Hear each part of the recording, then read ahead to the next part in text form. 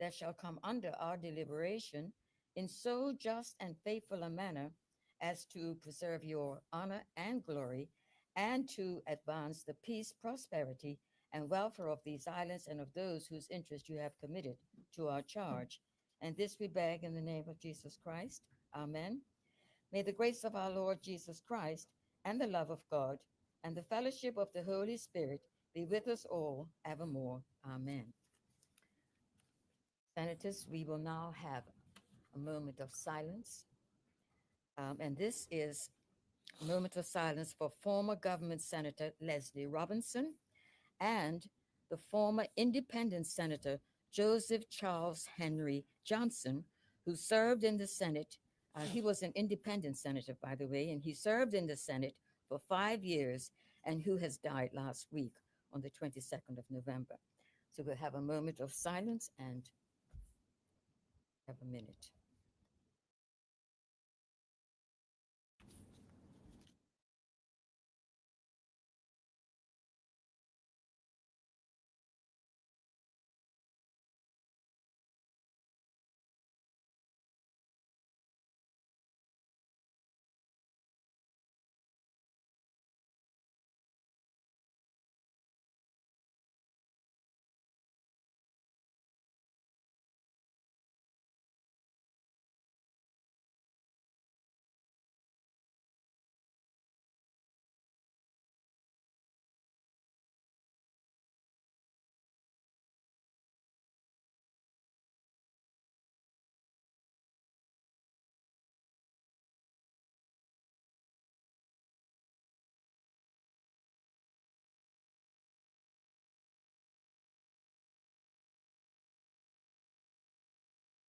Thank you, Senators. You may be seated. We will now have the oath of allegiance for Senator Misha Gandhi Butler, our new senator. Senator, would you come forward?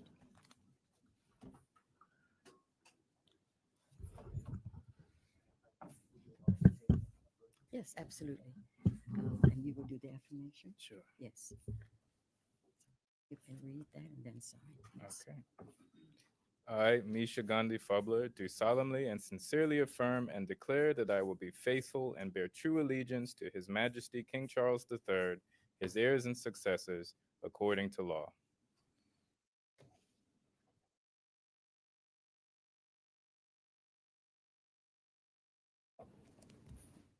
Welcome. Yeah, thank you. Congratulations and Thanks. welcome.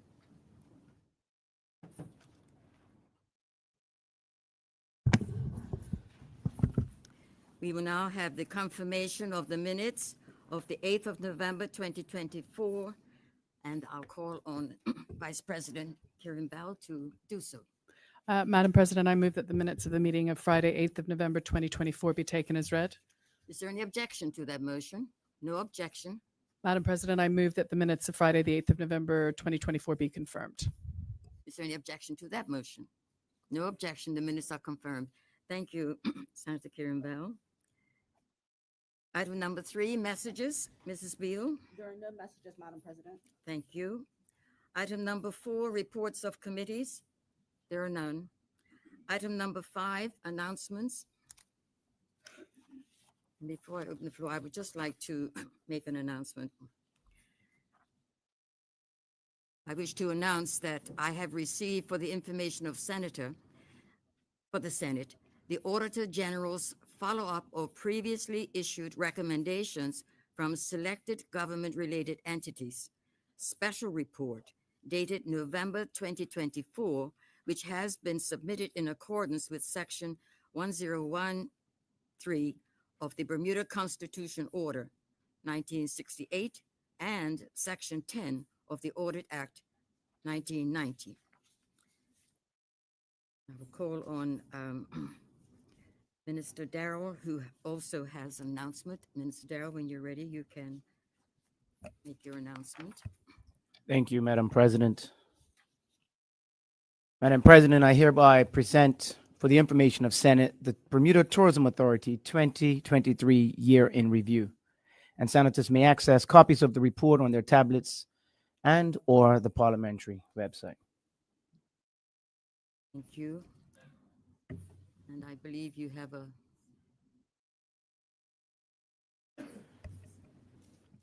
if you have a second. Yes, I do, Madam President. Madam President, I hereby present for the information of Senate the November 2023 Labor Force Survey Report. And senators, again, may access copies of this report on their tablets and or the Parliament website. Thank you, Mr. Darrow. And I believe the final announcement is in the name of Senator the Honorable K.R. Wilkerson, spokesperson for national security and the Attorney General. You have the floor. Good morning. I have a report to the Senate for National Violence Reduction from the Ministry of National. Yes, your mic is on. Can you repeat, please? Thank you, Madam President. I rise to lay before the Senate the National Violence Reduction Strategy as spokesperson for national security in the Senate. Thank you, Madam President. Thank you, Senator Wilkerson. Item number 6, notices of motion, there are none. Item number 7, petitions, there are none. Item number 8, statement. We do have a statement in the name of Senator the Honorable Owen Darrell, Minister of Tourism, Culture, and Sport, and the government leader in the Senate. You have the floor.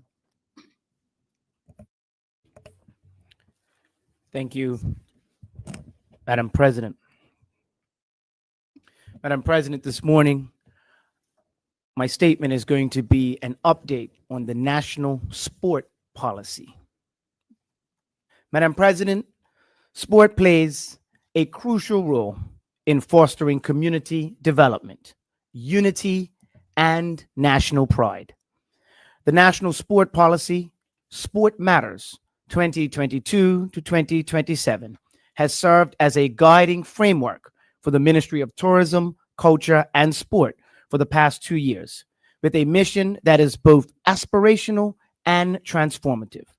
By focusing on increased participation, achieving sporting excellence, improving access to sports facilities, increasing the value of sport, and developing a clear framework for talent development, this policy ensures that our national sporting landscape will be both vibrant and sustainable for generations to come. Madam President, the 5 core goals of the policy are designed to address critical components necessary for an inclusive and high-performing sports culture. These goals are not isolated. They are deeply interrelated, creating a holistic approach to sports development. These goals are interrelated to ensure we address the key relationships between participation, sporting excellence, high performance, and talent development, and facility access more broadly. Today, Madam President, I'd like to provide an update on the national sports policy and highlight the achievements made under each goal. These milestones reflect our ongoing commitment to creating a thriving, inclusive, and vibrant sports culture in Bermuda. The first goal, Madam President, of the national sports policy is to increase participation across all levels of sport and physical activity in Bermuda. This goal aims to create more opportunities for individuals of all ages and demographics to ensure and engage in regular physical activity, develop a love for sports, and ultimately contribute to a healthier and more active society. Progress on Goal 1, increase participation. To publish an online calendar. The calendar has been published and is available on sportsandrec.bm website. This tool offers the public easy access to information on sporting events and programs. Develop a grassroots sport and activity program for children aged 3 to 6. Preparations are well underway for the Active Kids Sports Academy, which is scheduled to launch in January of 2025. This program aims to introduce young children to foundational physical activities and encourage lifelong participation in sports. Hold a sports expo annually. The annual Sport Expo is scheduled for September 2025. This event is an excellent platform for showcasing local talent, engaging families, and connecting the community with sporting organizations. Implement measures to further support women in sport. Collaboration with the Bermuda Olympic Association has begun under the Women in Sport initiative. This initiative focuses on increasing opportunities and visibility for women in sport, including athletes, coaches, and administrators. Madam President, continuing with the update on the national sports policy, I'd like to highlight the achievements and progress made under Goal 2. This goal focuses on enhancing support for our high-performing athletes and teams to excel on the regional stage. Progress on Goal 2, Madam President, achieve sporting excellence regionally. To increase government funding for high-performing athletes and teams, the Elite Athlete Sponsorship Initiative has provided valuable funding for athletes such as Caitlin Bob, Adriana Panderbrook, Tyler Smith, Connor White, Jack Harvey, Jessica Lewis, Erica Hawley, Sebastian Kemp, and Yushay De Silva Andrade. This support has significantly enhanced their opportunities to excel and perform at the international level. To provide free access to National Sports Center for national athletes and teams, organizations such as the Bermuda Football Association, the Bermuda Cricket Board, the Bermuda National Association of Athletics, Bermuda Sanshao Association, Bermuda Rugby Football Union, Bermuda Hockey Federation, and the Bermuda Triathlon Association have all benefited from free access to the National Sports Center for 2 months prior to international competition. This access has allowed athletes to train effectively without the barrier of facility cost. Invest further in local coach education and development. Increased funding has been allocated annually to the National Sports Governing Bodies, also known as the NSGBs, for coaching programs under the Sports Investment Initiative. This investment is aimed at enhancing the quality of coaching, which is essential for athletic development and performance. It's established a high-performance framework. Work is currently in progress to develop a comprehensive high-performance framework scheduled for completion in 2025. This framework will outline the strategies and support systems necessary to nurture elite talent and achieve sustained excellence in sports. Madam President, Goal 3 focuses on ensuring equitable and increased access to quality sports facilities for the broader community. Progress on Goal 3 to improve access to sports facilities. Increase free access to the National Sports Center and other sports facilities for the general community. We are committed to expanding free access to the NSC as well as other facilities in 2025 to ensure that more members of the community can benefit from these resources. Madam President, currently local sports clubs, including Devonshire Colts, Hamilton Parish Workmen's Club, and Willowcuts, have been utilizing community fields to host practices, games, and community programs. This initiative not only promotes grassroots participation, but also strengthens ties between sports organizations and their local communities. Madam President, the progress achieved under Goal 4 emphasizes the importance of enhancing the visibility and the recognition of athletes, teams, and sports activities in Bermuda to foster a deeper appreciation for the role of sport in our community. Progress on Goal 4 to increase the value of sport. Endorse and promote athletes and teams to increase visibility. This initiative is being carried out consistently through our social media platforms and website, which serves as dynamic channels for sharing the accomplishments and stories of our athletes and teams. A key achievement under this initiative is the designation or the digitization, of the Bermuda Sports Hall of Fame, making it valuable information easily accessible to the public. This effort has significantly enhanced awareness of our distinguished athletes and their contributions to growth and development of sports in Bermuda. to promote all levels of sport and physical activity participation with local sport partners. We have partnered with local sports organizations to promote participation in sports and physical activity. This is also achieved through the strategic use of our social media channels and website, where we regularly highlight upcoming events, programs, as well as success stories. Additionally, our monthly newsletters play a vital role in amplifying the awareness and engagement by featuring key updates, achievements, and opportunities across the sporting community. These initiatives under Goal 4 are critical to fostering a culture that values and celebrates sports, not only as a means of physical activity, but also a source of inspiration, pride, and community cohesion. Madam President, to conclude the National Sports Policy Update, I'm pleased to share progress achieved under Goal 5. This goal is pivotal in ensuring the systematic development of athletic talent in Bermuda through structured and well-supported pathways. Progress on Goal 5 to establish a framework for talent development.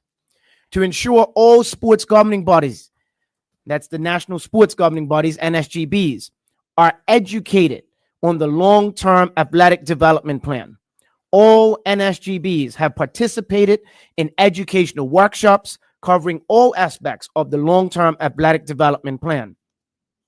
These workshops provided foundational knowledge to help sports organizations align their programs with best practices and athlete development. To assist all national sports governing bodies with the development of their respective long-term athletic development plans. 16 of our NSGBs have successfully completed their long-term athletic development plan, which are now publicly accessible on our website. These plans outline clear, structured pathways for developing athletes at all stages of their careers, from grassroots to elite levels. We remain committed, Madam President, to providing ongoing support and resources to assist the remaining national sports governing bodies that are still in the process of finalizing their long-term athletic development plans, ensuring that every sport in Bermuda benefits from this framework. Madam President, by establishing this framework, we are laying the groundwork for sustained athletic success, empowering athletes and sporting organizations with tools and strategies that they need to achieve their full potential.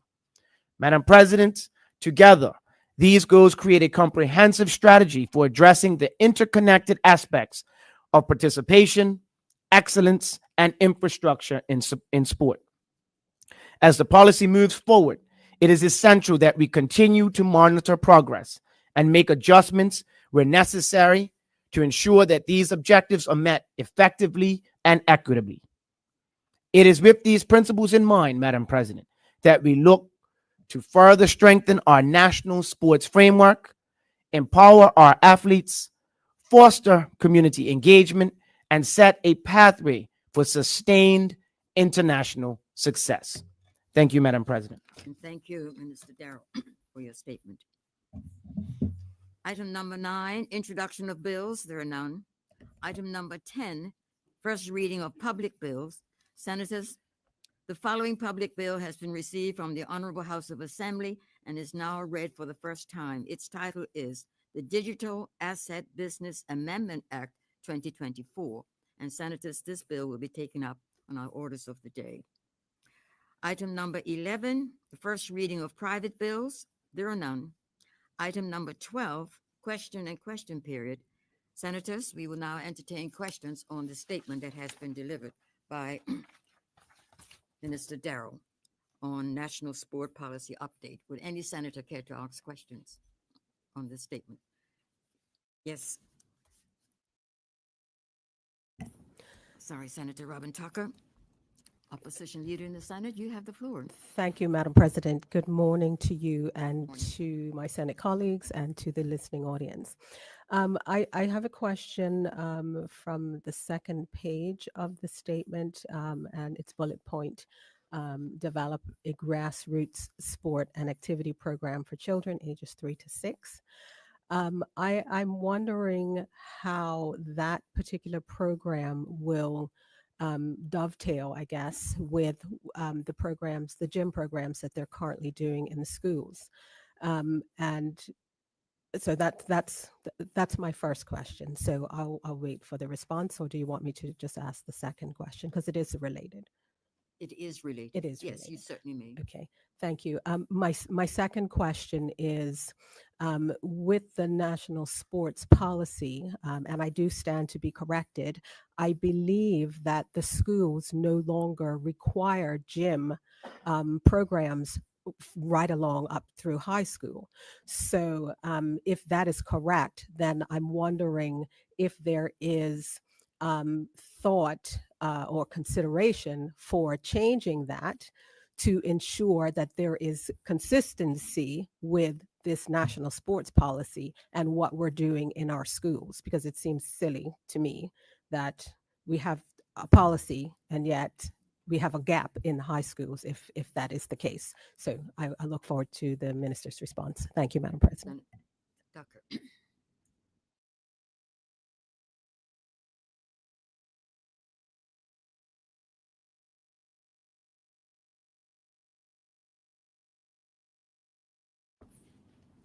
Would any other senator care to ask questions on this statement? No, then we'll turn over to Minister Darrell to respond to the two questions that have been asked. Thank you, Madam President. The two questions that were asked by the opposition Senate leader actually come under the Ministry of Education. However, good news is that I am the spokesman for education in this chamber, so I'm happy to answer those questions when it comes to gym in schools. So gym in schools actually comes under the remit of an education officer under the Ministry of Education. And what we are going to do is we are going to connect with the Ministry of Education and see if they can promote this Active Kids Academy in schools. But this academy is I can explain it as additional, extra. The only example I can give is there's many individuals that or students that will play football in school, but then they will on the weekend play for a club like a PHC or a Devonshire Colts. But then even further than that, they might be able to take part in a specialized academy. I know we have a particular national team player who has a very popular academy to take it to the next level. So that's what this Active Kids Academy is going to be about. And exposure is key. So what this academy at the ages of 3 to 6 is going to be exposing kids who wish to go a little further with sports development to sports that they may not ordinarily get in gym class. I can tell you, and I know we have a senator here who's very much involved in the sport of sailing. I can tell you that at the Barclay Institute, nor at Harrington Sound, did our gym class ever expose us to a sport like sailing. So this Active Kids is a good opportunity, and it's going to be launched in January. So I know that the opposition Senate leader is going to be dialed in with keen interest to see how this government is going the extra mile to ensure that students, kids at the age of 6 could be exposed to even more, going the extra mile. So I'm glad she asked about that. And there are other exciting connections that are coming as well with the Ministry of Tourism, Culture, and Sports, specifically the Department of Sport and Recreation, with the Bermuda School Sports Federation as well. So I want the opposition leader in the Senate to listen carefully to that. But I know, as a Cleveland County fan herself, she'd be very, very happy to see what we are doing in this area of preparing our young students or young sportsmen from the age of 3 to 6 for Active Kids program. Question 2 was also talked about PE in schools, and like I said, that the Department of Sport does not have remit over what happens in schools, but I can tell you that there are going to be more connections, and I don't want to give too much away too soon, with the Bermuda School Sports Federation, also with the education officer for sports, and believe it or not, with the Ministry of Health as well, because all of this ties in. And I just want to point out that physical education in schools, and that's what it is called, physical education, and sport are actually two different things. And I don't want individuals to go down a road of critiquing what happens in schools with physical education, which actually deals with teaching and learning. It comes with a curriculum, it comes with grades. But when we talk about sport, and specifically this active kids program, it's about exposure, not exactly getting the kids at 3 to 6 to elite levels, but just exposing them. And I know there are also private entities that do really good job in certain sports. We have an Olympian that every summer does her best to expose young people to other sports as well. So when it comes to gym in schools, I'm sure that at another time we will go more and talk about physical education in schools. But this particular active kids program, of which the opposition leader in the Senate spoke about, is a specific area to help with development. Thank you, Madam President.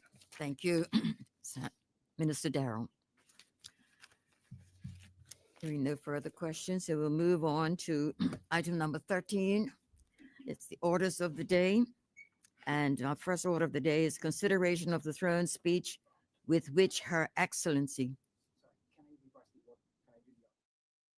Oh, you want to do the second reading of the digital? Absolutely, no problem.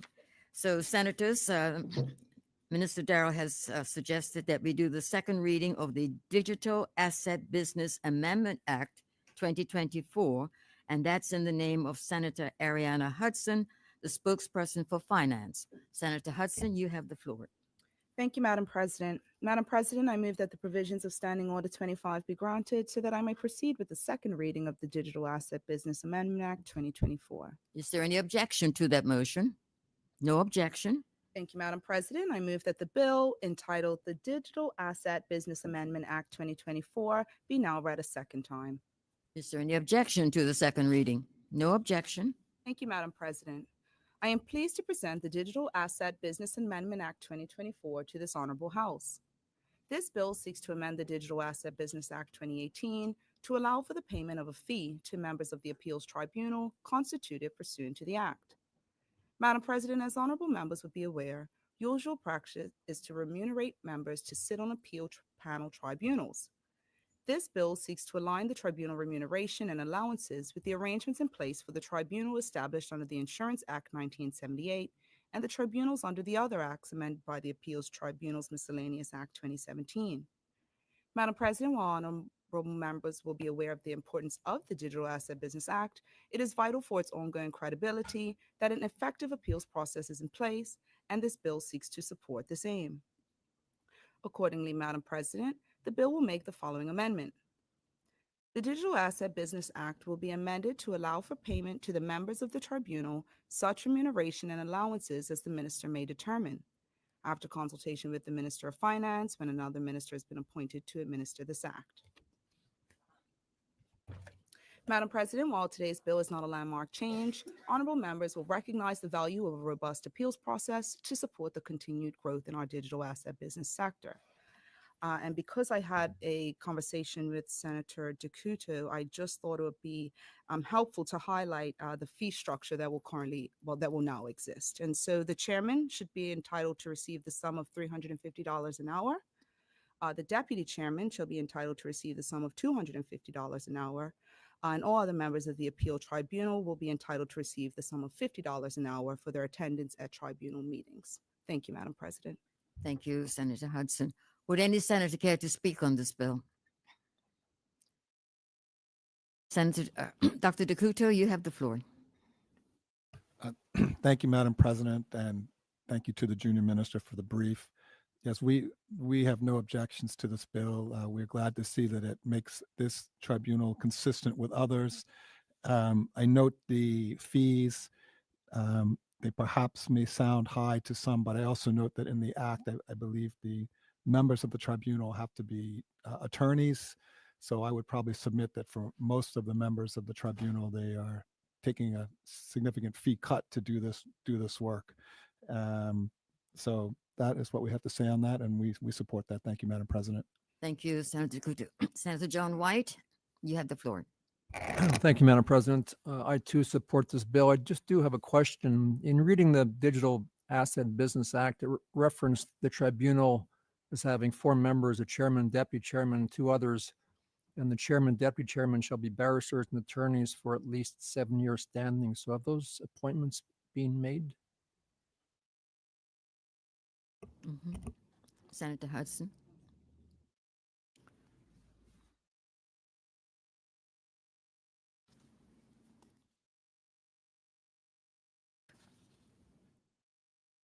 Senator Karen Bell, you also have a question? Really, it was just a statement of support for these amendments. I can speak from experience, having myself sat as chair or deputy chair of similar types of tribunals, that they do take a considerable amount of time. And this payment is, in many respects, appropriate for the amount of work that is required in order to provide the support needed for these tribunals. Thank you. Thank you, Senator Karen Bell. Vice President.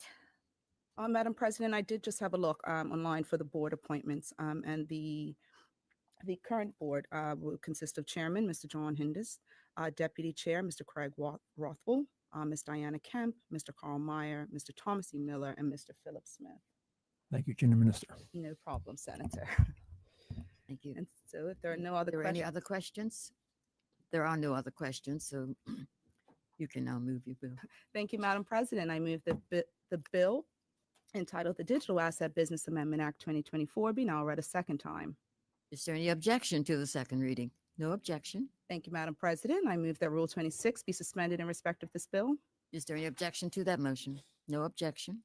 Thank you, Madam President. I move that the bill entitled the Digital Asset Business Amendment Act 2024 be now read a third time. Is there any objection to the third reading?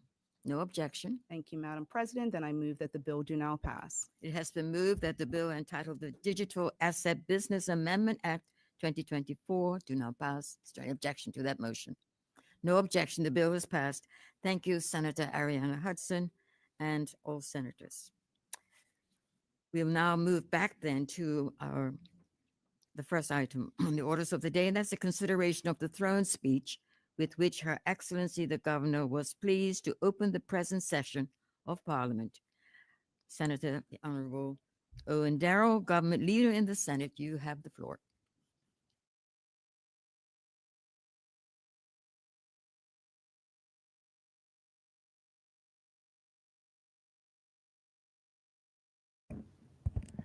Thank you, Madam President.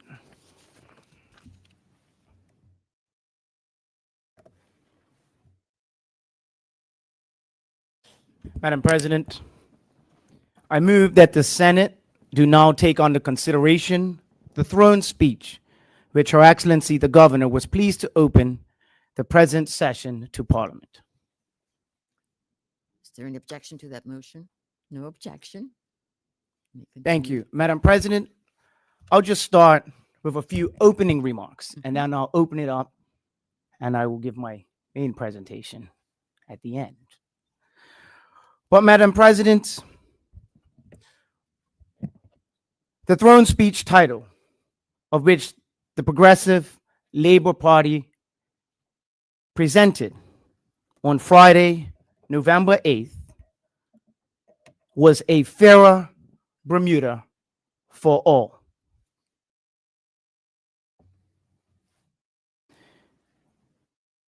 And Madam President, while we have heard from almost every minister of this government over the last 2 to 3 weeks as to what a fairer Bermuda for all looks like, we've seen commentary, We've heard from, as they say, the man on the street. And what I've heard, Madam President, is that the future is bright for this country. Madam President, the ministers that you've heard on the radio, that you've seen in press conferences, that you've seen op-eds from, have laid out the work that the Progressive Labor Party has been doing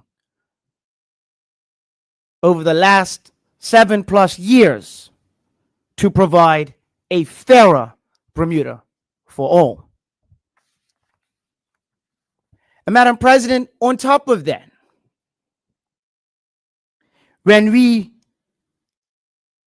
get on the airways and we talk about what we've done, the Progressive Labor Party government also has laid out in this throne speech and others of what we will continue to do with specific plans to develop and deliver a fairer Bermuda for all. And Madam President, I was reminded a couple of weekends ago by the very eloquent Prime Minister of Grenada how a society treats its most vulnerable, whether it be children, whether it be families, whether it be the infirm or our seniors, is always the measure of its humanity. And Madam President, I'm not going to take up much of my time to speak about what an opposition party has said, but I do have a couple of points on that, which I will tie into a story, real life story about people.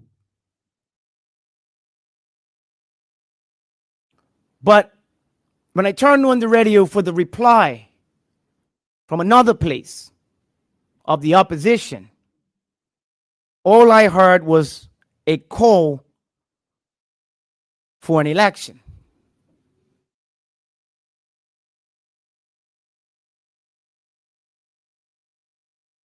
And then I read their book. Some of my colleagues call it a pamphlet, nonetheless. And I smiled. Because over and over, the word fix comes up. Now, Madam President, this is where my story comes in.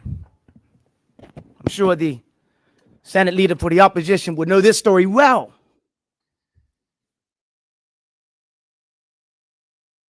In my 44 years on this earth, there is no better fix-it man that I've come across than my father. I'll put this on the airwaves because people always seem surprised when they find out who he is. So yes, Oliver Darrell worked for years at a place called Tungate Electric. Now he works at a place called Motorworks and Controls, down on #1 Devil's Hill. And one thing he knows well is how to fix it. I'll tell you a story about this gentleman, Madam President, and then it comes to fixing things. One of his pet peeves in his career for a long time is when everybody brings him something that they've tried to fix but have no clue what they're doing, Madam President. They bring it down and it's part of the equipment is in boxes and a piece is missing and wires are all over the place. And he looks, he says, what happened here? You know what they say? Well, I thought I could fix it, Madam President. And he looks back and he smiles and he says, oh, you did, hey? Well, here's the problem. You have no qualifications to fix it. You have no plan to fix it. You have no tools to fix it. So therefore, you are not qualified to fix anything. And Madam President, he then takes his time and he goes back and he continues what he's been doing for many, many years. And that is to make sure that he does the job that he is entrusted to do. And he calls the person in a couple of days and says, you can come pick up your piece of equipment now. It's ready. And when we look at this reply from the opposition, it reminds me of that story, Madam President. The opposition gives no plan as to how to fix it. The opposition doesn't have a clue as to what's wrong. And quite frankly, calling for an election, which is going to happen very soon anyway, is just what they call, I think, in today's terminology, gaslighting. So let's focus, Madam President, on what the Progressive Labor Party are doing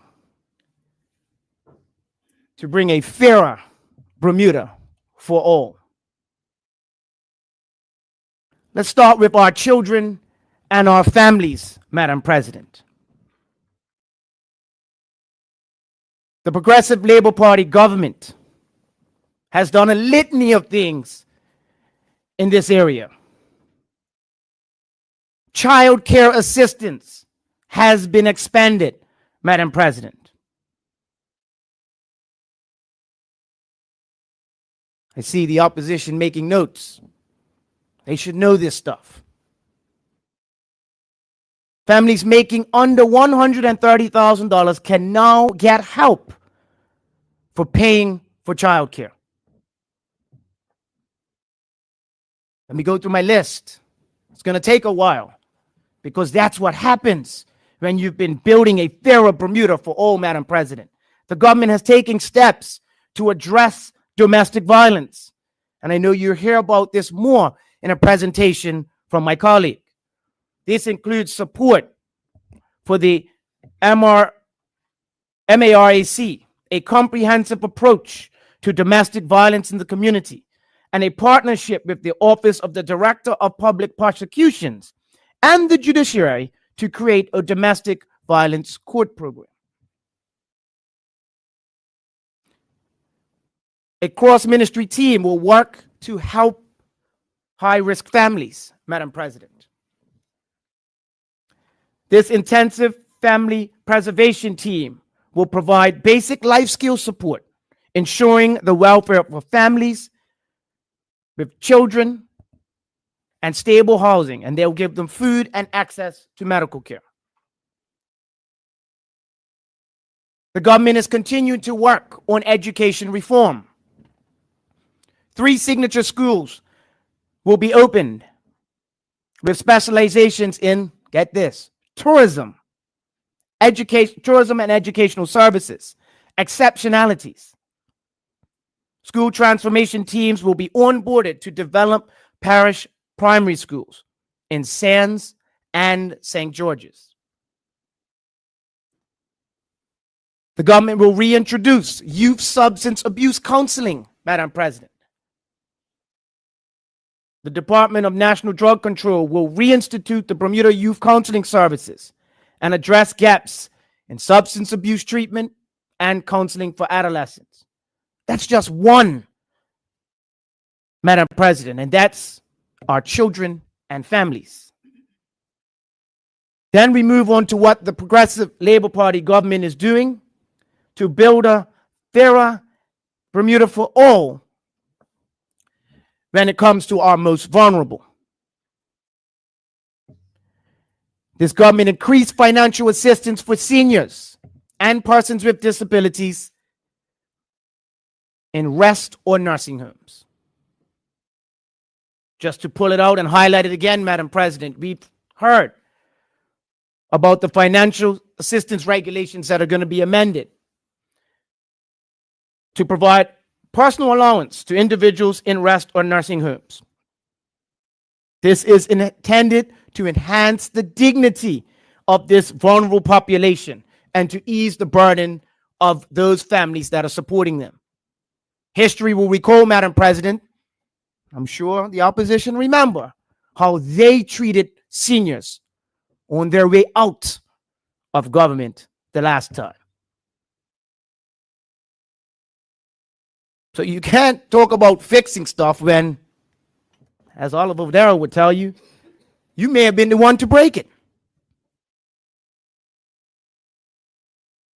Let's talk about a Disabilities Act, Madam President, to promote the inclusivity and protect persons with disabilities. You know that this throne speech that we talked about almost 3 weeks ago highlights that Bermuda has become the first overseas territory to achieve the extension of the UN Convention on Rights of Persons with Disabilities. And going a step further, Madam President, to build a fairer Bermuda for all, this government is going to introduce a Disabilities Act to ensure equal access to services, facilities, and employment to persons with disabilities.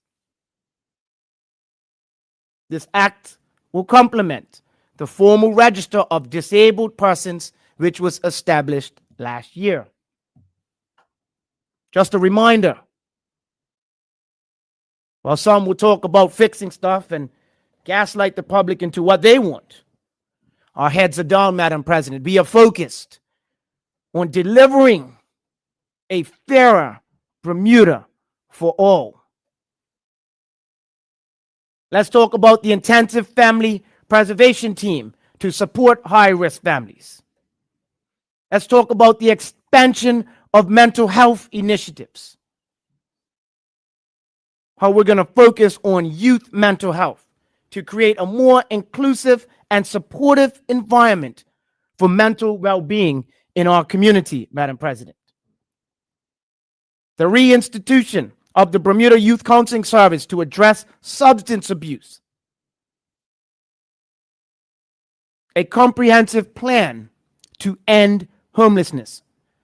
And I just want to point out and highlight the work that my colleague, the Honorable Minister Tanae Farbett, is doing in this space. You cannot open social media or the newspaper or anything without seeing the forums that are being held to end homelessness in Bermuda.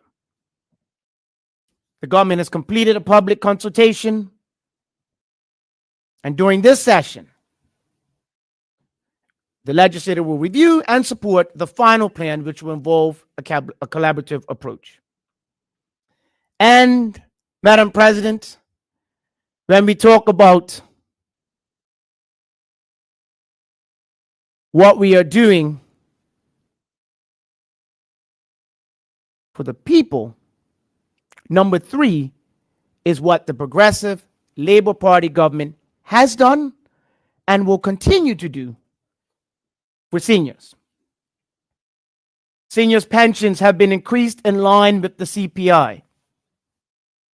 I guess those trees do have money, Madam President. The financial assistance regulations of 2004 will be amended to provide the personal allowance, which I spoke on.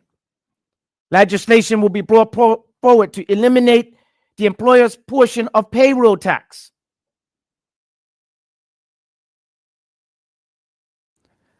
So, Madam President, as you have heard over the last couple of weeks, the throne speech entitled A Fairer Bermuda for All emphasizes that the Progressive Labor Party government's legislative and policy commitments support the most vulnerable members of our society. Again, seniors, people with disabilities, high-risk families, those experiencing homelessness, and those with mental health challenges. Not only are we clear, Madam President, on what needs to be done with these initiatives that we've put forward, but we are clear, Madam President, on what it takes to address the root causes necessary in order to improve the lives of all Bermudians. And what they say is, put your money where your mouth is, Madam President. We are prioritizing these needs by funding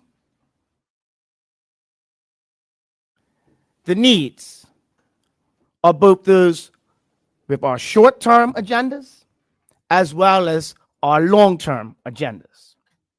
As we saw, we had a full presentation about the mid-year economic forecast. So when people are paying attention, although there's one particular party that keeps calling for an election, we are working hard, and you will see much of what the PLP plans to do in our next budget announcement. And you say, well, Madam President, how do you come up with this title? Why do we come up with this title, A Fairer Bermuda for All? It's because if you look through this document, and I don't have my highlighted one, but when you look through this document, many of us as legislators will have it highlighted. We'll have pages pinned and whole lots of stuff in it, circles, notes. But one thing that is clear when you look through this document and when you heard it delivered by Her Excellency on November 8th, it is clear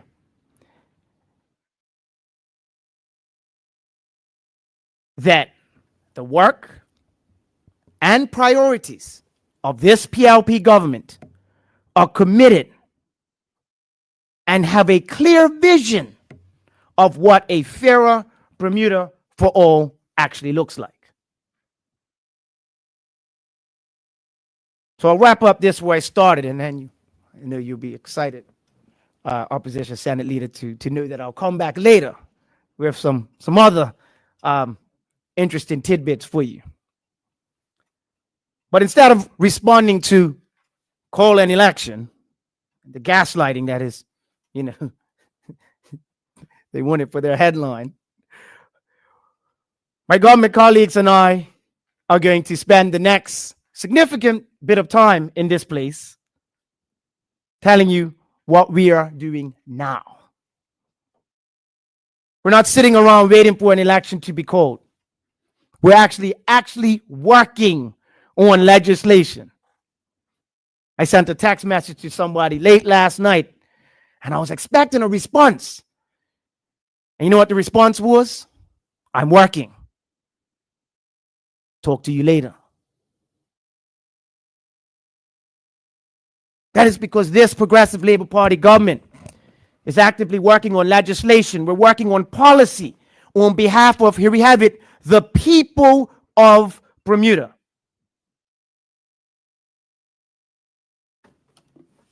This speech right here from across the aisle was just a wish list of their selfish desires.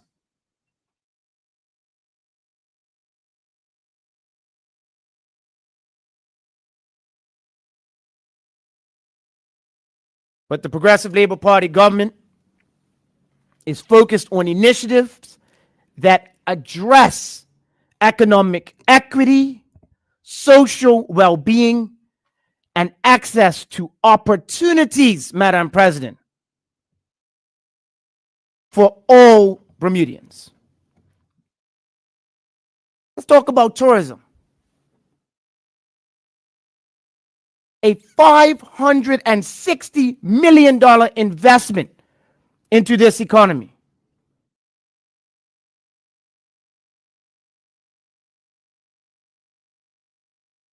For a long time, we heard in this place and other places that the One Bermuda Alliance was silent about what was going on at Fairmount, Southampton.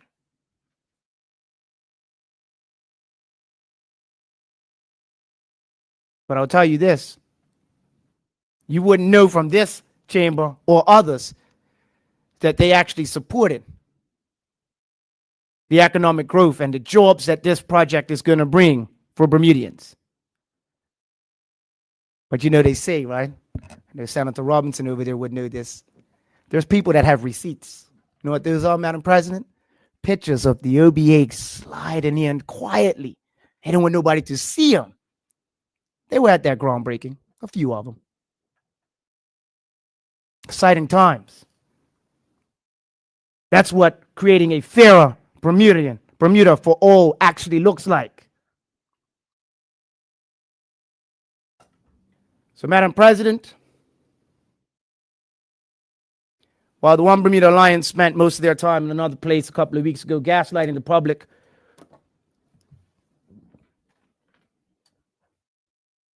falsely claiming that they can fix something that they have no clue that is broken,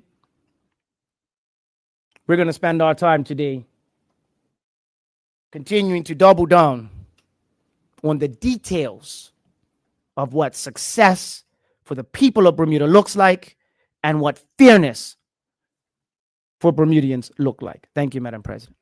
Thank you, Minister Wendero. Would any other senator care to speak? Senator Robin Tucker, leader, opposition, OBA leader in the Senate, you have the floor. Thank you. Excuse me. I beg your pardon. Thank you, Madam President. I'm very grateful to have this opportunity to provide my thoughts on the throne speech this year. I will say that there were some positive things that were found in it, and of course, I will give credit where credit is due. I'll also make note of some things that caused a little bit of concern, and I will sort of wrap up with a couple of key things that I thought were surprisingly not mentioned. So I want to start today by talking about the point concerning people with disabilities. So ensuring equal access to services, facilities, and employment for persons with disabilities, whether physical, mental, cognitively disabled, is all vitally important. Disabled persons in Bermuda deserve the right to work and live and move about this community just like any other resident. I did note, though, that the government had on its 2017 platform document called An Agenda for Making a Better and Fairer Bermuda for All, in the transportation section, that they promised that they would ensure that all new public transportation is accessible to Bermudians with physical disabilities. So, Madam President, 7 years on, promises made, promises not kept, as we have yet to see this pledge fully realized. So I'm hopeful that accomplishing the pledge they've made recently to ensure equal access to services, facilities, employment, and so on, will also include the freedom of movement via our public transportation system. As obviously having equal access is of little value if one does not have the ability to actually get around and get there. The point on it, domestic abuse. No surprise to anyone in here that I was quite excited to hear about the initiative concerning the specialized domestic violence court. I was encouraged to see acknowledgement of the lack of perpetrator services on the island, and of course to hear the clarion call made for matter expert assistance that can also offer supporting services. So I thought that was quite good. Females and males, obviously, as we all know, are in domestic abuse relationships. And however, men are less likely to report.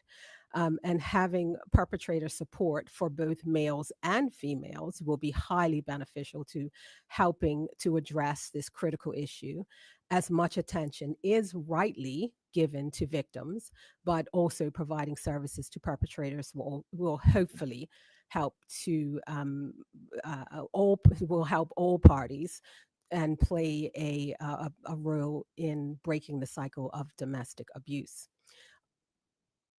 um, the Center Against Abuse, MP Jackson and I also called for a specialist domestic violence court. So obviously, I was very pleased to see that. I look forward on that point to learning more about the plan for this specialist court and, of course, seeing its execution. A victim's ability to get speedier protection orders and implementation of measures to hold perpetrators accountable is obviously going in the right direction, I believe.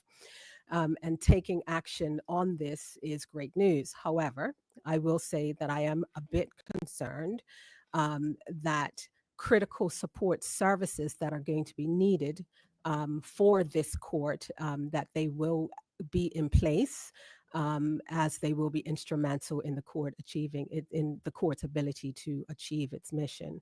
So just making sure that I do point out that sufficient resources with capacity to support the court directives in a meaningful way is obviously going to be needed. I would say that in that regard, I would like to have seen a commitment to providing actually a dedicated safe house as a refuge for victims of domestic abuse when it's unsafe for them and their children to be in their homes. And as the public will remember, the island's only safe house, and only as far as I am aware, dedicated safe house shut down in 2014. Amendments to the Domestic Violence Protections Orders Act, 1997, to increase protections for victims of domestic abuse is critically needed. And so I am also a bit disappointed that they had not been added, that has not been added to the list of bills for consideration in this legislative session. And neither was there any mention of increasing support services for children impacted by domestic violence. We all know from media and information shared from helping services that the rising number of domestic abuse reports has been described as frankly alarming. And not only adults are impacted by domestic abuse, but so are children who witness it. And according to the Family Center, um, we know that, or I should say, studies have shown that children growing up in domestic abuse end up with mental health issues at a higher rate than children who are actually direct victims of physical abuse. So while expanding support for youth mental health is unquestionably important, given the instances of antisocial behavior in our schools, in public spaces, gang activity, etc., there was nothing mentioned about added protection for children exposed to domestic violence and other types of abuses. Expansion of mental health initiatives. Again, it was good to see a refocus on mental health and particularly a focus on youth mental health. Earlier this year, reported results from a survey conducted by Daniel Kavanaugh and Dr. Baisden did reveal that students between ages 10 and 19, that 31% of the surveyed participants had moderate to severe symptoms of depression or anxiety. And a 2023 Mental Health Foundation report found that since the pandemic, rates of anxiety, depression, loneliness, stress, and tension in young people have reached, again, the word used, alarming levels. And services offered to young people, public, private, third sector, are limited by stretched services, dated infrastructure, inadequate resources, fragmented approaches, economic challenges, and troubling social issues, including drugs, again, gangs, and effects of adverse childhood experiences. And again, this is directly out of the report, okay? So I just want to say that it's good to see that the government is making a commitment to enhancing programs and supporting the third sector to assist, but supporting in this way has been long overdue for not just the youth, but also adults who struggle with mental health challenges. As we all know, illicit substances are running rampant in our schools, in our homes, our community. Our children are being diagnosed with mental health issues. They're fighting and aggressive. I can't say for sure, but there could be a correlation between domestic abuse and this type of outcome that we are seeing. But I will say again that I think that it is a bit disappointing that no legislative changes are proposed to update the Mental Health Act this year. That would have been a very important thing to do. On the Cross Ministries Initiative Team, otherwise known as CMIT, and Bermuda Youth Counseling Services. Madam President, the announcement that the Ministry of Youth, Social Development and Seniors would lead a Cross Ministries team to provide further intervention to identify high-risk families was interesting because it came across as if it was a new thing when it is actually not. That Cross Ministries team, as I mentioned, is referred to as CMIT, and it was a brainchild, as far as I remember, a brainchild of Renee Brown, who works in the ministry. It started back, if I recall, back in the early 2000s. And the reason that I know this is because I, along with a group that I was a part of, that I'm a part of, a team, myself and a team of two others participated actually as one of the facilitators of a cognitive restructuring program for two different CMIT cohorts back in the earlier 2000s. And I have personally seen how the CMIT program helped transform the lives of families. A couple of participants whose lives have been changed largely because of Renee and her CMIT team, I still actually have contact with today. So while it was great to hear that the CMIT program was reinstated, it was shocking to me to learn that such a critical and successful social program had been disbanded in the first place. Similarly, it was good to see the Department of National Drug Control will reinstitute the Bermuda Youth Counseling Service. But again, the fact that it was disbanded or suspended in the first place is hugely concerning, particularly in light of government's initiative, I'll call it, to pass the recreational cannabis legislation. It's boggling in my mind to hear that the government is actually boasting about reinstating such a critical service. So I would ask, like, how many of our young people have actually fallen through the cracks while this service was suspended? As I said a few minutes ago, illicit substances are all around us. Some of our young people are using them openly at home, at school, in public places, and many are and have long been struggling with the effects of substance abuse. And so, in my view, disbanding such a vital substance abuse counseling and support service for our young people is quite concerning. And once again, I am very happy to see its return. Affordable Housing Landlord and Tenant Act. We know that finding affordable housing is difficult. I know of landlords who, because of the challenges they've had with dealing with difficult tenants, going through the court processes and getting people out and the like, they have taken their units off of the rental market, and people in here probably know people as well. And despite the fact that they could be getting rent, they still would rather not go through, go through those difficulties. So, so whatever choice is that is made, whether it is landlords taking their properties off the market completely, or or turning their places into Airbnbs, so on and so forth, it's negatively impacting obviously our local housing market.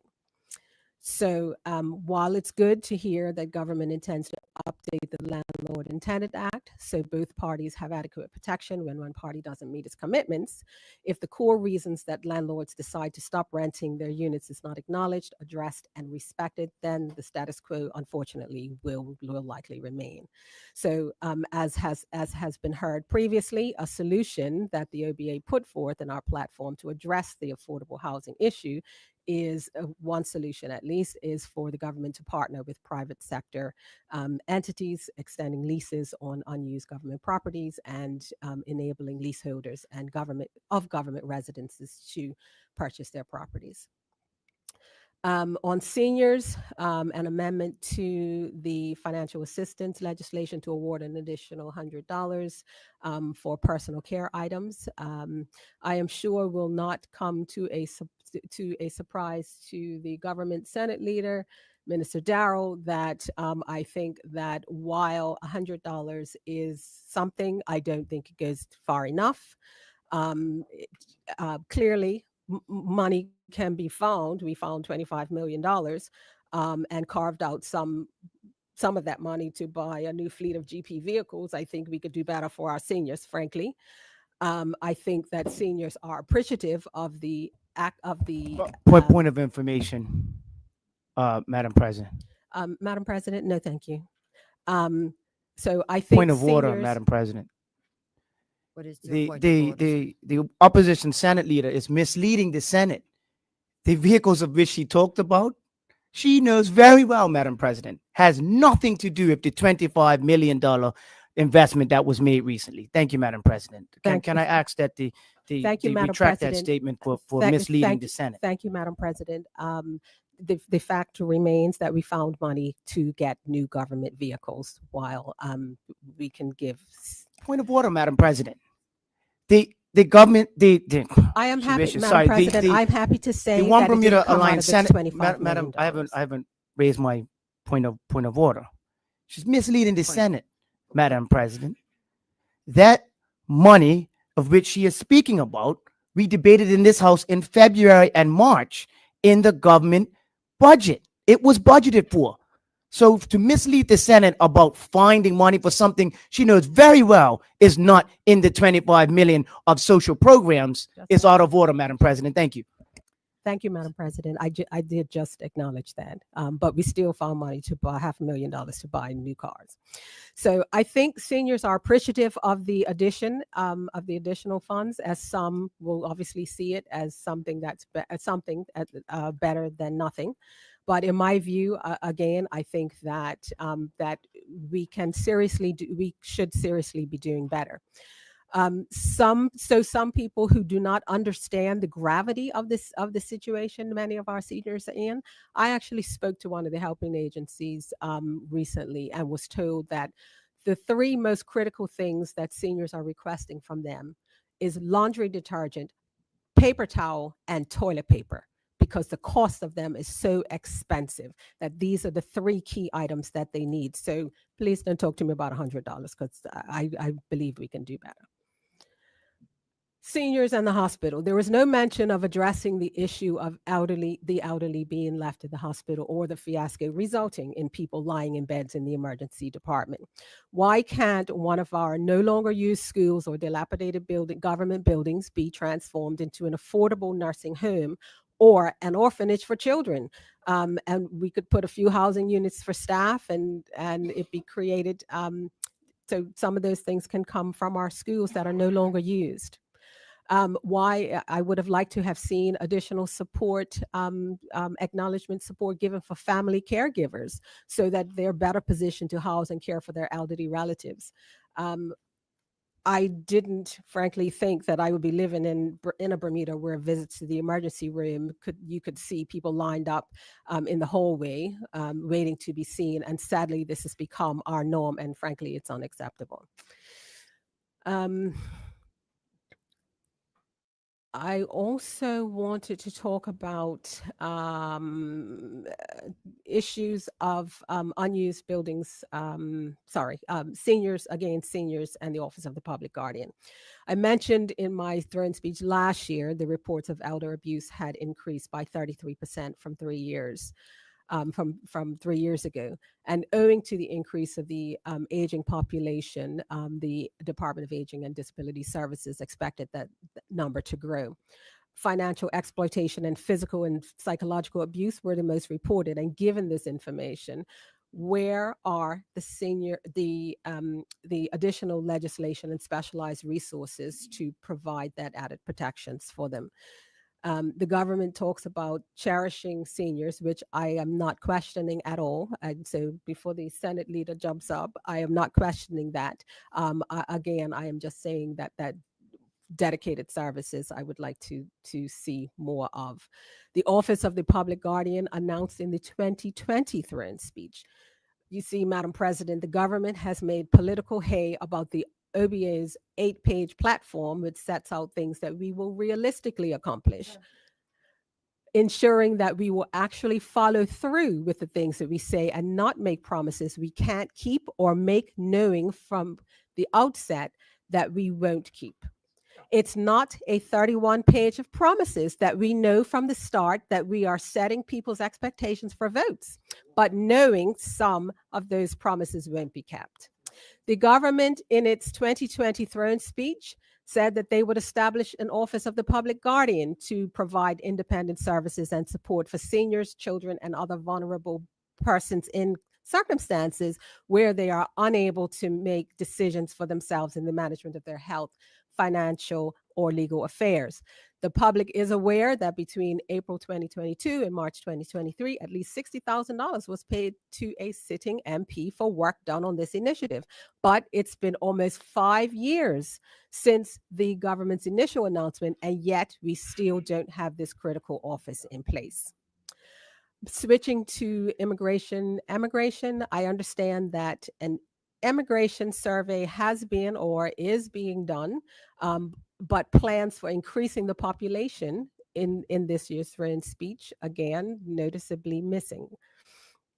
A dedicated plan, I will say. If the government is telling us how many people we have living on this island, not can the government, I should be saying, tell us exactly how many people we have living on this island, not estimates, the actual number. I doubt it. We are all very much aware that we need more people living on the island. In September 22, we heard that the island needed to increase its working population by 25% over a 5-year period. It's been since which acknowledged that that's not realistic. Wasn't it said that that we would be bringing 70?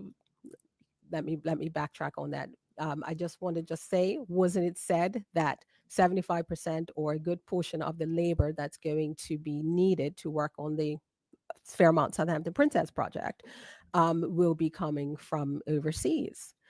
Maybe that's how we're going to be increasing our population. I don't know. Or maybe tides will shift on CARICOM and population swells occur as a result of freedom of movement. I don't know. Madam President, point of I'm- order, Madam President. Point of order. Mr. Darrell, what is your point? Once again, the opposition Senate leader is misleading the House. It has been put on record in this place and others that when or if we go down the road of CARICOM, open borders will not be a part of it. So to mislead the House, knowing that it's already been put on record that that will not be the place, is out of order for this chamber, Madam President. And I'll ask the opposition Senate leader to take a higher level of debate and speak on facts and not what she believes is gaslighting the public. Thank you, Madam President. Madam President, I did ask, I made that statement in the form of a question, I did not make a blatant statement, right? So it was estimated that, as we all know, 8,400 odd extra people, or 5%, would be needed. And again, that obviously was a bit too ambitious.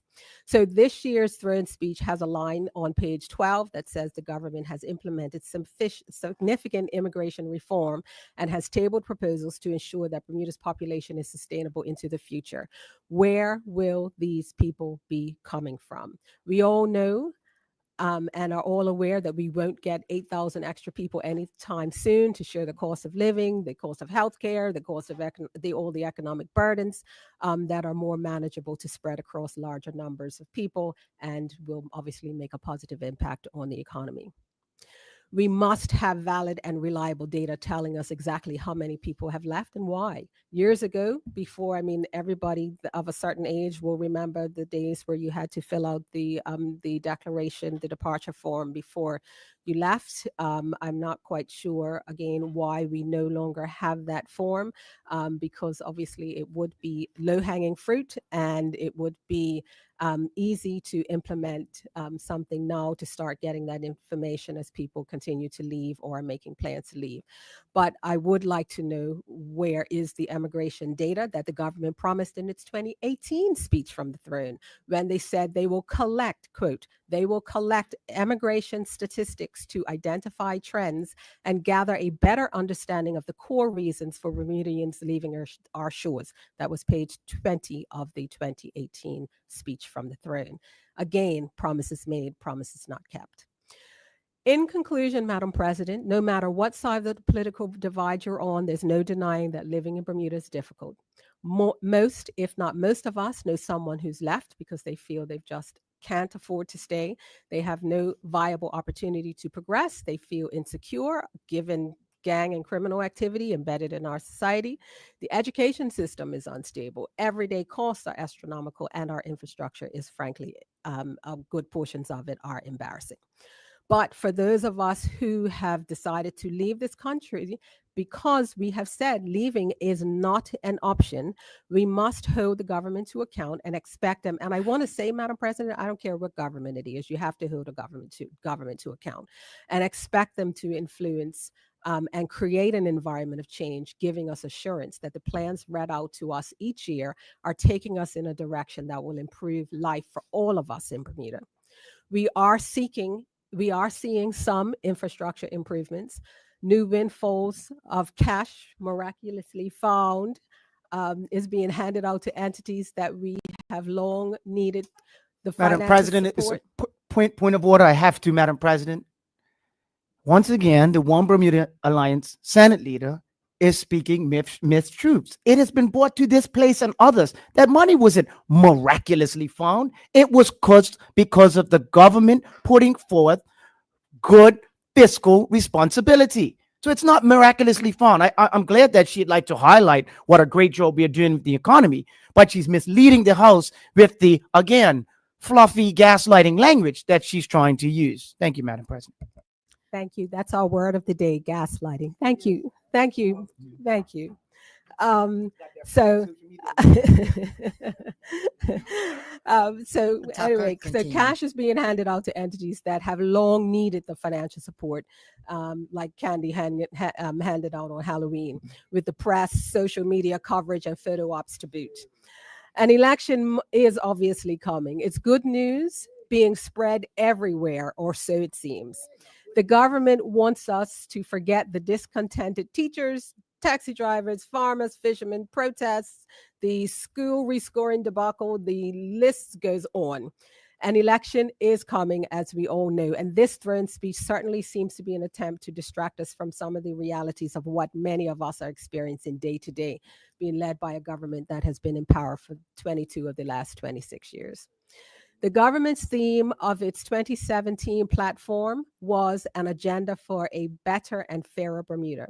7 years later, the theme of this year's throne speech is a fairer Bermuda for all. There is no denying that this PLP government is making things fairer for some, but certainly not for all. Thank you, Madam President. Thank you, Senator Robin Tucker, opposition leader in the Senate. Would any other senator care to speak? Senator John White, you have the floor. Thank you, Madam President. As we know, a throne speech is intended to provide a government's legislative agenda for the coming year. I look at it through the lens of what can be done to improve the lives of Bermudians and this jurisdiction. As usual, I will provide a balanced view of the throne speech.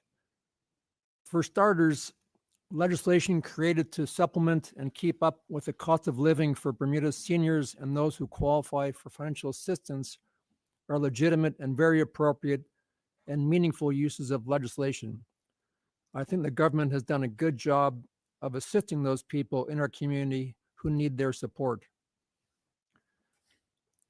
There was a lot in the throne speech, but I'm going to focus my response today on the issues that I think government needs to prioritize in 2025, which were addressed in the throne speech. These issues are: one, Bermuda's aging population and immigration policy; two, Bermuda's public education system; three, Bermuda's healthcare system; and four, Bermuda's new corporate income tax regime. Let me start with Bermuda's aging population, an issue not unique to Bermuda, as most countries in the Western world are working to address this issue with mixed results.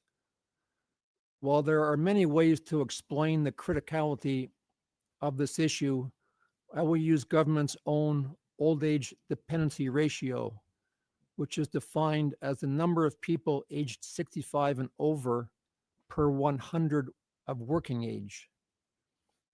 In 2017, Bermuda's ratio stood at 28. By 2026, Government forecasts this to, in their own words, soar to 44. So what does this mean for the average Bermudian? It means that as Bermudians retire from the workforce, there are fewer and fewer people of working age paying into the consolidated fund by way of payroll taxes at a time when our retirees begin drawing on government's bank account by way of seniors' pensions and increasing hospital visits. It means that the current stresses of funding for Bermuda's hospitals, already seemingly at the breaking point, will only get worse. It means funding for road improvements, public schools, road improvements, seniors' pensions will become more difficult. This isn't meant to be an alarmist statement. This is the reality that we are facing. There are many moving parts to address this issue. As mentioned in the throne speech, we need more foreign workers in Bermuda. Always a contentious and sensitive issue, but an issue that can't be politicized. These foreign workers are the younger workers who we need to contribute to our economy to help us balance our budget and begin to pay down our debt. But in order for this to happen, Bermuda needs more housing units for Bermudians and expat workers alike. I am thus pleased to see the throne speech reference making the expansion of Bermuda's housing inventory critical. I am a strong supporter of relaxing building restrictions in Hamilton for both residential and commercial, so I applaud government for progressing this forward during this session. Next, Bermuda's public education system was referenced in the throne speech. Much of Bermuda's and the Western world's troubling and growing concerns, in my view, revolve around income disparity, only growing by the year. In rereading government's 2023 throne speech, I read words which resonated with me. Education is the foundation of any society's success. This year's 2024 throne speech referenced, and I quote, "The people of Bermuda can see the results of the years of planning and development in the signature programs, now enhancing the educational experience of the island students." Madam President, I can't see, and I believe many Bermudians aren't able to see the measurable benefits of education reform. I stand to be corrected if this is not the case, but I've been asking and continue to ask for student grade data to be shared with the public. We need to see improving grades of our students so that more Bermudians can be educated to levels that allow them to achieve their career goals. It's not fair to Bermudian parents that their children are disadvantaged if their children are educated in the public school system rather than the private school system. We need all children in Bermuda to succeed. So I ask that transparency be provided to Bermudians to show that education reform is in fact improving the educational needs of our children. Next, Madam President, the throne speech referenced the path to universal health care taking longer than expected. This isn't surprising, as it is a very complicated and expensive process. What the throne speech didn't reference, which is concerning to me, is the stresses on our Bermuda hospitals, both financially and operationally. I referenced earlier the issue of Bermuda's aging population, and one of the consequences is that as we all get older, we make more and more visits to King Edward. During the annual government budgeting process, we see the cost of medical inflation far surpassing that of general inflation. We hear stories of friends and relatives who have experienced very long wait times for emergency and other hospital services.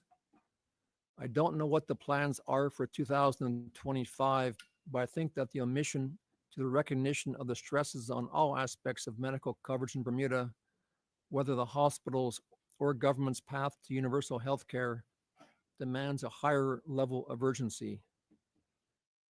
And as an adjunct to Bermuda's healthcare system issues, my caution to government is now is not the time to consider medical tourism. If we are facing strong headwinds to offer efficient and affordable healthcare services and insurance to our residents, diverting priorities to medical services to tourists efficiently and effectively doesn't make sense to me. Madam President, much has been said about Bermuda's new corporate income tax regime, commonly referred to as the global minimum tax. Companies based in Bermuda of a certain size based on revenues and other measures who qualify will begin in 2025 to pay a 15% minimum tax rate, with offsetting credits, including payroll tax relief, so that companies will not be caught in double taxation. While I do believe that Bermuda signing on to this global agreement is the correct decision, I'd like us to guard against believing that this will solve Bermuda's financial woes. There is still much work to be done in Bermuda and many other jurisdictions who have signed on globally, as the OECD will ultimately decide in one way or another what financial relief for companies will offset the new 15% rate of tax. The figures that I have seen publicized by government as projections for additional revenues are, in my view, very aggressive. So I'd like for Bermuda to continue to focus on responsible budgeting for 2025 as we wait, perhaps months away, more specifics on how this global minimum tax will impact the government revenues in 2025 and beyond. In closing, Madam President, throne speeches are like company strategic plans. They are very important guides to transparency for the future, but a good plan only works if it is executed effectively and appropriately.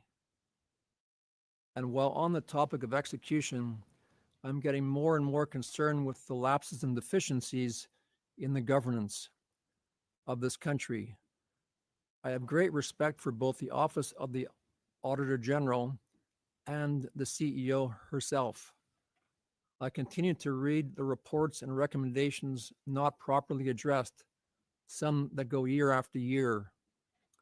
Whether audited financial statements of large quangos years in arrears or deficiencies in internal controls, I implore government to do a better job in this area.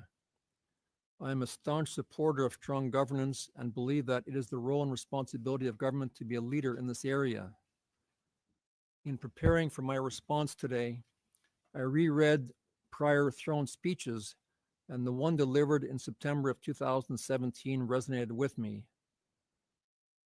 Madam President, it read, in keeping with its campaign promises, the government will implement a number of measures to improve the standard of governance in Bermuda to ensure that our democracy and our government is more responsive to the needs of the people it serves. While that statement resonated with me then, I don't see it working in practice in 2024. In fact, one of this morning's announcements was the follow-up of previously issued recommendations from selected government-related entities. From reading this report last evening by the Auditor General, she referenced 11 government funds and quangos to where strong concerns are expressed, so severe in nature that the Auditor General is unable to offer any assurance regarding the fairness, completeness, or accuracy of the financial statements. The entities included totaled $2.2 billion of assets entrusted to them. So in summary and in closing, Madam President, there are many issues that I was pleased to see in the throne speech and some that I thought were not appropriately addressed. But in the end, it is the execution that I'll be following closely in this next session. Thank you, Madam President. Thank you, Senator John White. Would any other senator care to speak? Senator Lindsay Simmons, you have the floor. Thank you, Madam President. Madam President, the Progressive Labor Party, this government is delivering real transformative progress for the people of Bermuda. And I am truly proud of the steps we have taken to uplift and protect our community. Madam President, this government is a government that listens, cares, and takes action. Madam President, the PLP was formed out of a deep commitment to social justice and equity. We were born from the struggles of working Bermudians who saw fairness, dignity, and the opportunity in the face of systematic inequality. From our earliest days, this party has stood for the people, putting Bermudians first in every decision we make. Madam President, history shares that whenever Bermudians needed a voice, it was the PLP that stood strong, advocating for workers' rights, better wages, and social protections for our most vulnerable. Madam President, as I sit here today, I am honored to stand on the shoulders of our founding members, visionaries like Arnold Francis, Walter Robinson, Wilfred Mears Allen, Hugh Richardson, and others who dared to dream of a better Bermuda.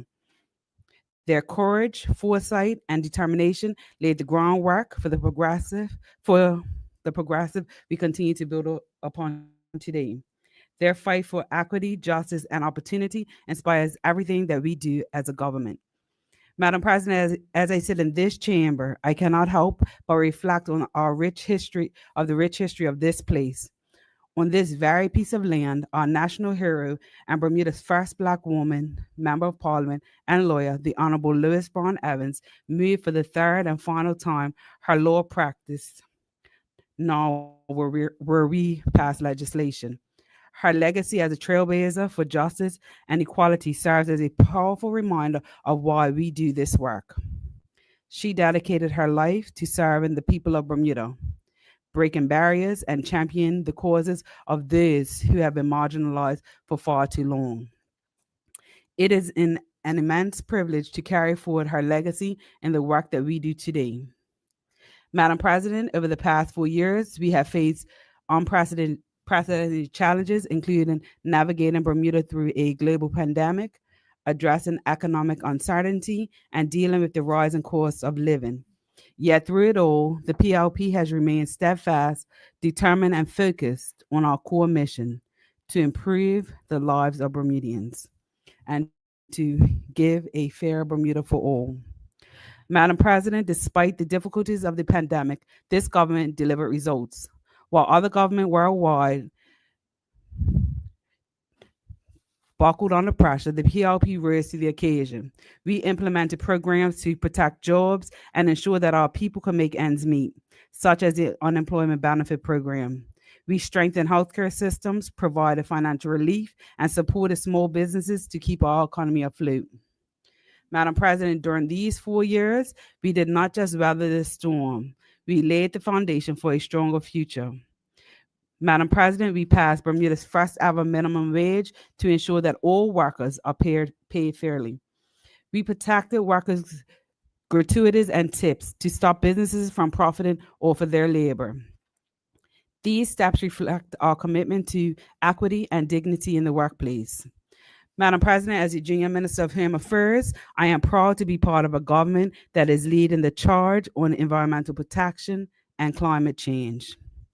Under the leadership of the Deputy Premier, Minister Walter Rabban, Bermuda has taken bold steps to address these critical global issues. We are working to transition to renewable energy, reduce our carbon footprint, and implement sustainable practices that preserve the natural beauty and resources of our island. Madam President, this government understands that climate change is not just an environmental issue, it is a social and economic one as well. By creating initiative policies and collaborating with international partners, Bermuda is positioning itself as a leader in the fight against climate change. We are committed to safeguarding our island for future generations while creating green jobs and opportunities for Bermudians.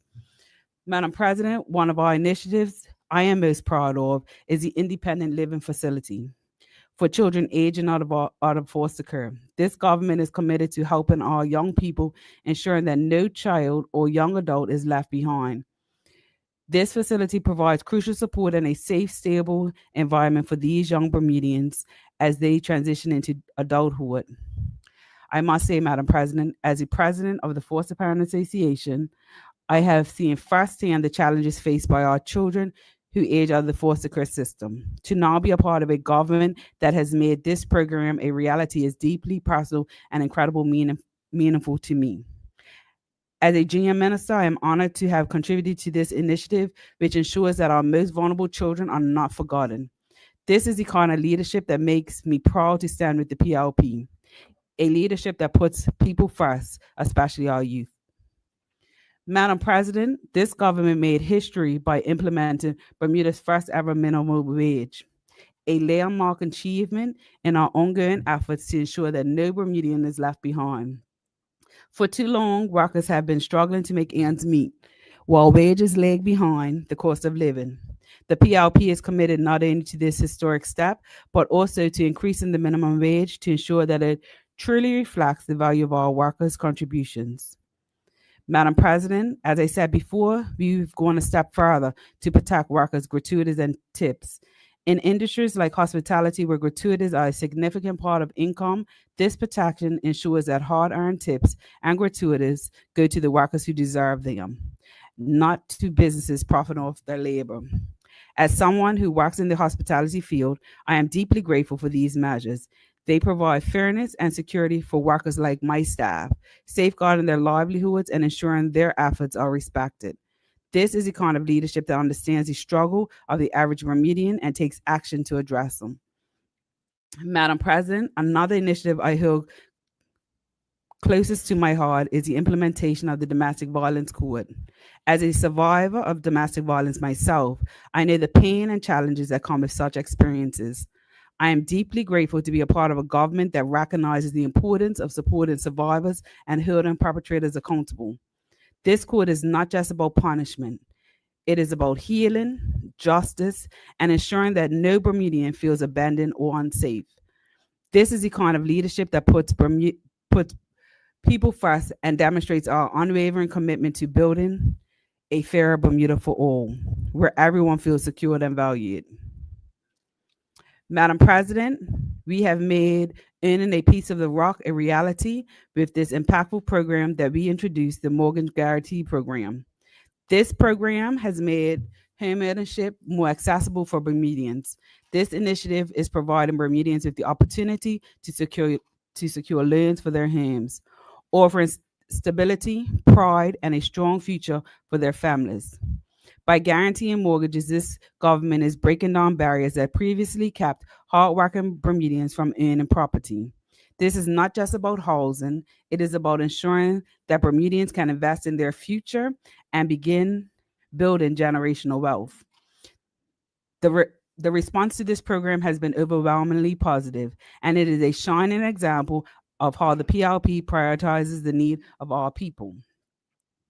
Madam President, we are also committed to supporting our seniors who have worked hard to build the foundation of this country. The recent increase in pension is a testament to our respect for their contributions and our promise to ensure they can live with dignity. Madam President, unlike the OBA, which only increases seniors' pension once before the election that they had, the PLP has consistently worked to ensure that our seniors receive the support they deserve. Our record reflects meaningful and sustained action, not empty election year promises. Madam President, education has always been a pillar of our vision for Bermuda. And year after year, we continue to invest in educational scholarships for our young people. We know that education secures a strong future for our country. These scholarships opens doors for our students to achieve their dreams and equip them with the tools to contribute meaningful to our community. Madam President, education is the key to unlocking potential, and this government ensuring that Bermudians have access to opportunities they deserve. Madam President, I am also proud to be of a proud to be of Madam President, I am also proud to be part of a government that implemented the paternity leave and increased maternity leave, giving parents the time they needed to bond with their children. Family is the foundation of our community, and by supporting parents during such a crucial time, we are not only helping families, but also strengthening Bermuda as a whole. Madam President, our economic recovery continues to move forward with milestones like the groundbreaking at Southampton Princess. This project is a game changer, set to create over 700 jobs for Bermudians and contribute significantly to our economy. While the OBA failed to support this critical project, the PLP stayed committed. Even through a once-in-a-lifetime pandemic, this government refused to let adversity derail this important initiative. We are incredibly thankful to GenCom and the Bermuda Industrial Union for their partnership and determination to push this project forward. Together, we are securing opportunities for Bermudians and revitalizing our tourism industry. Madam President, for our families, we have implemented initiatives like the Child Care Allowance, which eases the burden on parents and ensures that our children can have the best possible start in life. We understand that raising a family in today's economy comes with challenges, and this allowance is part of our broader commitment to supporting working families and fostering strong communities. Madam President, these are just a few examples of the PLP's dedication to the people of Bermuda. Our throne speech reflects our ongoing efforts to create a fairer, more inclusive society with policies designed to benefit every Bermudian. From improving access to affordable housing to enhancing healthcare and driving environmental sustainability, we are leading with vision and purpose. By contrast, Madam President, the OBA continues to show a lack of vision and understanding of what Bermudians need. Their response to the threat offers no meaningful solution, only criticism. While they talk, we take action. While they focus on negativity, we focus on building a better Bermuda. The Progressive Labor Party is committed to creating a fairer Bermuda for all of us, one where opportunity is abundant, equity is prioritized, and every Bermudian can prosper. Our track record over the years has shown that we do not just talk about progress, we deliver it. For over 60 years, we have remained true to our mission to uplift Bermudians. From achieving universal adult suffrage to transforming education and the healthcare system, the PLP has always prioritized the need of our people. The PLP is a government of action, compassion, and resilience. From our founding to today, we have remained steadfast in our mission to put Bermudians first. We will continue to fight for a Bermuda where everyone, regardless of their background or circumstance, can thrive. And I am truly proud of what we have achieved, and I'm even more excited about what we will accomplish together in the future. To be honest, Madam President, the choice is very clear. The Progressive Labor Party is the party of progress, unity, and hope. We will continue to put Bermudians first because that is what leadership truly means. The PLP will ensure a fair Bermuda for all of us. Thank you, Madam President. Thank you, Senator Lindsay Simmons. Would any other senator care to speak? Senator Karen Bell. Thank you, Vice Madam President. President. I will be brief. The throne speech, in my mind, there's one word which really came to mind when I read it, which was ambitious. And what do I mean by that? If we look at the variety of areas where there's going to be legislation coming down the pipe, we have constitutional reform. We know that we have the corporate income tax, a new tax regime in Bermuda. We know that the healthcare landscape is going to be wholesale changed. We know that there's going to be amendments coming through to the banking legislation or new banking laws. And we also know that there's going to be wholesale changes to the legislation around domestic violence. These are all very significant legislative agendas. For any one of those would be significant in any parliamentary session. And so that is why I feel like ambitious is a good word. And with that in mind, I thought, how best can I provide some insight and thoughts on this throne speech? And this is one area where I would like to see improvement, and that is consultation. I think it is very important on all of these initiatives for there to be full, public, proper, transparent consultation. I think it, and what do I mean by that? And the members in this chamber will know that I criticized what I viewed as insufficient consultation around the recent legislation that came through on the healthcare side. What was insufficient there is that the legislation was not circulated to the stakeholders beforehand. more significantly, the wholesale changes in that healthcare environment have not been circulated in full to all of the various constituents of that ecosystem in Bermuda, which of course affects everybody. The same is true when you're dealing with constitutional reform. The same is true when you're dealing with wholesale banking reform. And of course, the same is true for corporate income tax. So we must do well and better at consultation, getting out there in advance, having full public scrutiny of this legislative agenda coming through, so that members of the public understand the scope of the legislation, feel that they can ask questions, provide input, and frankly, I think this improves the quality of the legislation that comes through. It assists the statutory draftspeople respond to those issues, and of course, it increases the trust that the public have in the government. So I look forward to seeing the legislation come through in my capacity as a senator in this chamber and commenting on it, but I also look forward to being able to review this legislation well in advance through the consultation process. Thank you. Thank you, Vice President Karen Bell. And Senator Robinson, you have the floor. Dwayne Robinson, OBA. Thank you, Madam President. And I always get a few chuckles around this time of year when we come to the Thurn speech and the reply to the Thurn speech, because it's almost somewhat of a religious experience, because it seems government becomes born again every Thurn speech they deliver.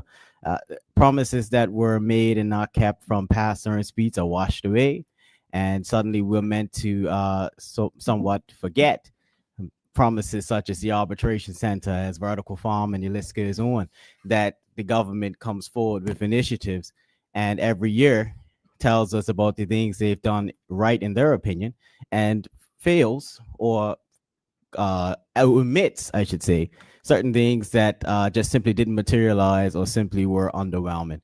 So with that being said, I always find it very interesting that every year it seems as though there's a fresh new agenda and no self-accountability from government at all year to year.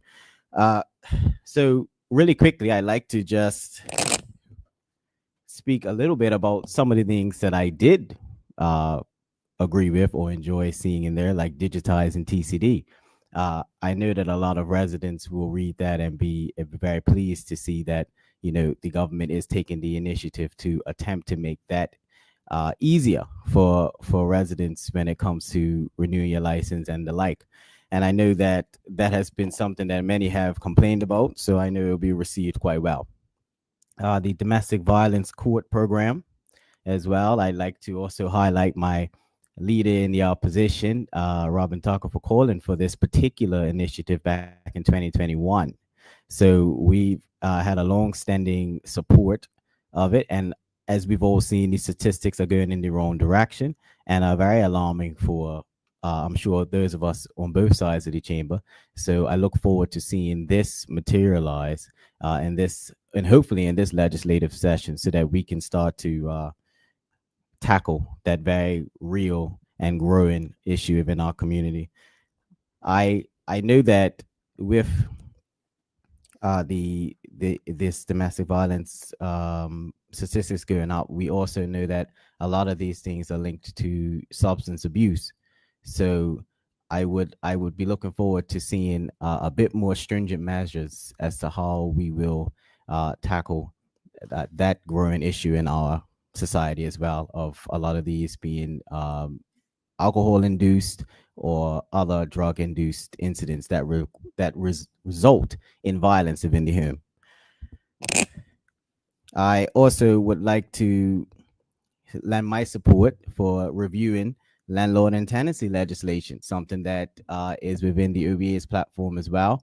And I am welcome to seeing this tackled, because at one point we did have a population of over 70,000. So the housing here in Bermuda is sufficient for the population that we have, because we know it isn't 70,000. So it's clearly a breakdown there when it comes to various pieces being put into the reason why it is hard for our people to find places to stay. And I will acknowledge the affordable housing terminology used in this stern speech. And I think we've raised this before, but we have to define that, because when folks are reading a Thurn speech and they hear affordable housing, and then they hear $3,000 to $7,000 rents in Bermudiana, that discrepancy can cause a lot of confusion in the community when we use the word affordable. So I think government needs to take time to really define and showcase what it means by affordable, because when you see the prices for some, it doesn't add up at all.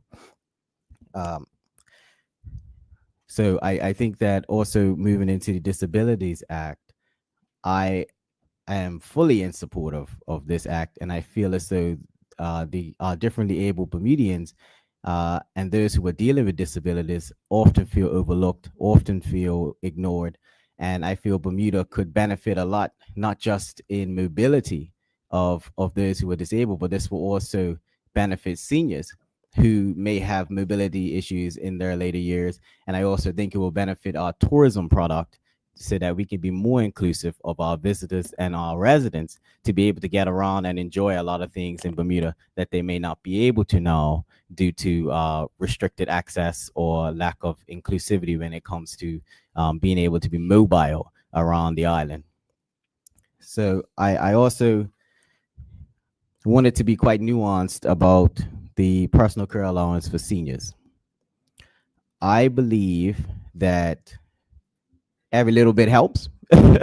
That's my mantra, and I believe that, you know, in a situation where, you know, we knock on doors and, you know, seniors are short, the pension doesn't go far enough, or they're on FA, I think every little bit helps. I do also, though, want to agree with my Senate leader when I say that I think we need to make sure that when we come forward with policy, not only are we making sure it's sustainable, but we're making sure it addresses the actual issues that seniors and any targeted group that we're looking for is dealing with.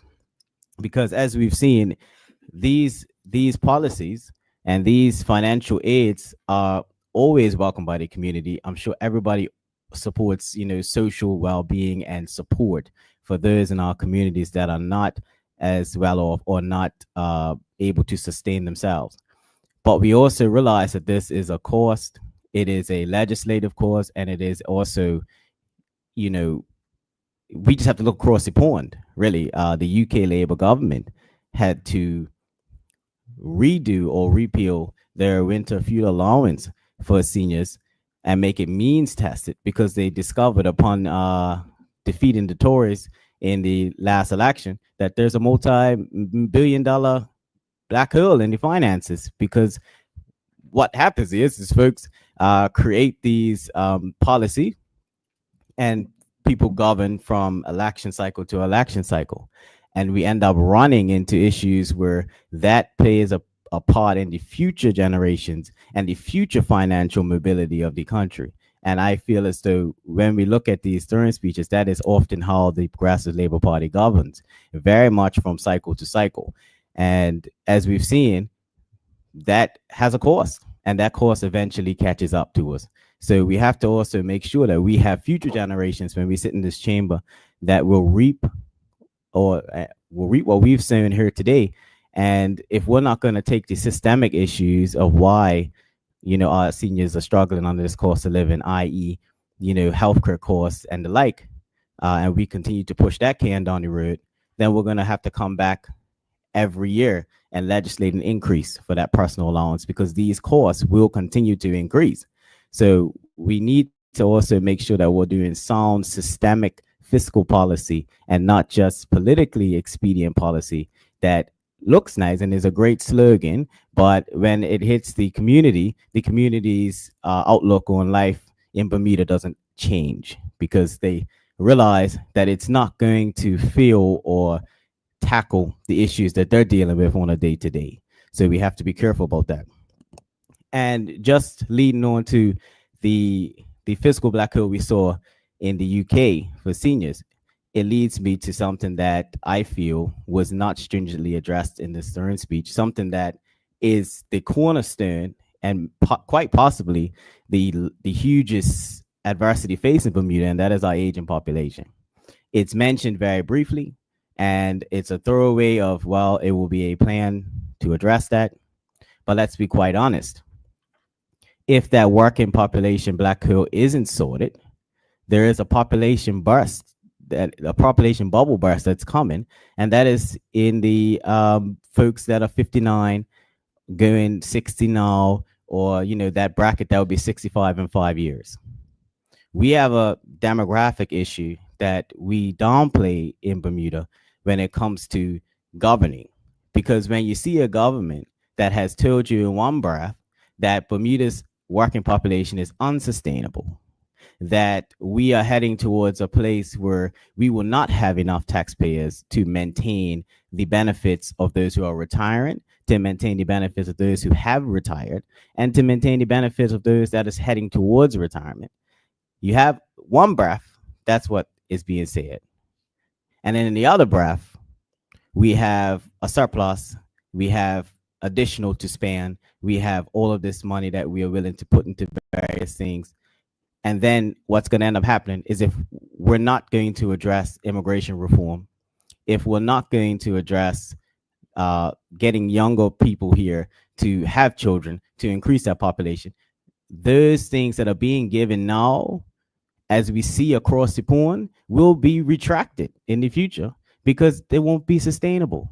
And then we will be sitting here having whoever that government is making tough decisions that this current government refuses to make far down the line, when folks are saying, I need support, I need certain things to stimulate the private sector, the economy. The government's not going to be able to do that because it didn't address this very core issue. Yet to truly get a grip on immigration numbers, yet to truly come to the people of Bermuda with any substantive immigration reform to tackle this, and yet to come to Bermuda with any true policy or framework that is going to increase the births of Bermudians or entice Bermudians to return home. So it's a lot of plans on plans, as we see every year. The government will plan too. The government will create a plan of this plan that didn't quite work last time we planned it, and now this time this plan will work. So we have to get away from that, and it's time for us to discuss the reality. And I know sometimes some on the government side confuse reality with doom and gloom. Some people's reality in this country is doom and gloom. Some people's reality in this country is not a bright outlook on the future. And we have to accept that as legislators. It's not for us to decide what reality is. It is for us to echo what people are saying to us on the doorstep, on the street. And most Bermudians are struggling, and government is not addressing the core issues of why that struggle is. So it also did not take into account the potential impact of the American election on our corporate income tax regime, and whether there will be any impact on that. Because as far as we know, that current president-elect is very much America first. And it has been something that both governments, both major parties in Bermuda, OBA and PLP, have realized that many larger jurisdictions have an eye on our business. Many larger jurisdictions have an eye on how we have built and maintain our international business sector. So from what I'm seeing, if we have a government that has a surplus and is deciding to spend more, if we have a government that is content with swiping the people's credit card because we have an interest payment of $125 million and a $4 million surplus will not go far enough to address that, why is it also no mitigating factors as to how this new president will impact our international business sector, how this corporate income tax may be the very thing that he leverages to force companies to return and redomicile in America. These are things that, you know, people would like to hear addressed by the government, because I'm gonna tell you, Canada's government is talking about it. The UK's government is talking about the impact of a Trump presidency, of the president-elect Trump, and it seems as though we are content to somewhat leave our people in the dark as to whether or not any of our government's plans have changed based on that, and whether or not their projections of the yield of the corporate income tax will be affected by that as well. So, to me, there was a new plan of tackling crime, another systemic issue that we have seen on the rise. And I feel as though I want to truly wish government the best in this regard, because it's something that affects all of our communities and affects all of us. But we've heard consistently since 2017 that there was going to be a comprehensive plan to tackle violence. And unfortunately, there hasn't been any real materialization of a decrease or a cool down of this very, very, very damaging thing for our community. And so, not to politicize it too much, but I really, really look forward to seeing what new initiatives will come forward from government in this space, that will show some substantive change in this regard. So we've also seen universal health care kick down the can. And as many people have said, this is indeed a very, very difficult task. But there was a method identified many years back of potentially focusing on our underinsured and uninsured to start, that would potentially be a easier way to do the steps to universal healthcare, rather than simply try to bring out the entire plan all at once. Because we still have folks who are underinsured, we still have folks who are uninsured, and though the number is not particularly high, I think in a country on an island that is what considers itself to be, you know, a high ranking financial sector, it's unacceptable. And I think if government want to show some true tangible movement in this area, tackling that much smaller population and ensuring that all of our people are insured to start, or have adequate insurance for the time frame, for the things that they're dealing with in Bermuda, may be a great first step to show some real skin in the game as far as reforming our healthcare, because it is probably what many of my folks that I speak to in the street call it a second mortgage, right? I mean, it's becoming a huge burden for seniors especially, and also a huge burden on the family members who support their senior parents, to be able to pay and give adequate medication and support for these members. So again, I think it's overdue for something tangible. Over the last 7 years of promises from this government, I think a small step in that direction will aid a lot of people who right now are probably dealing with the fear of working or going through life without insurance. So to me, this stern speech, it paints a picture of an island where people are unable to retire, who cannot afford to retire, who cannot afford to purchase a home, who are constantly dealing with acts of crime, domestic abuse, substance abuse, and all manners of things that suddenly we're seeing every year. We get to this point where these things are highlighted. And again, I liken back to the domestic violence code since 2021 that was called for.